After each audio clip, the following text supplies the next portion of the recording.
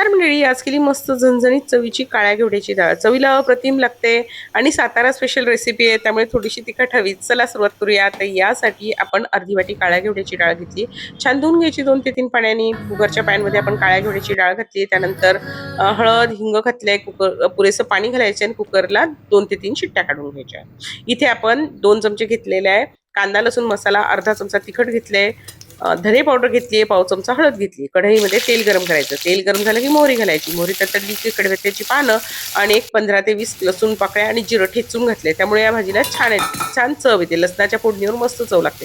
त्यानंतर आपण मसाले घालून घेतलेले. आता हे मसाले मस्तपैकी तेलावर व्यवस्थित परतून घ्यायचे. मसाले परतले की आपली शिजलेली डाळ घालायची आहे. चवीनुसार मीठ घालायचे. 1 ते 2 कोकम घालायचे यामध्ये, त्यामुळे चव छान येते. आवश्यकतेनुसार पाणी घालायचं आहे आणि मस्त एक उकळी आली की गॅस कमी करायचा आहे आणि मंद गॅसवर 3 ते 4 मिनिटं पुन्हा छान उकळी येऊ द्यायची आहे की तुमची काळ्या घेवड्याची डाळीची आमटी तयार.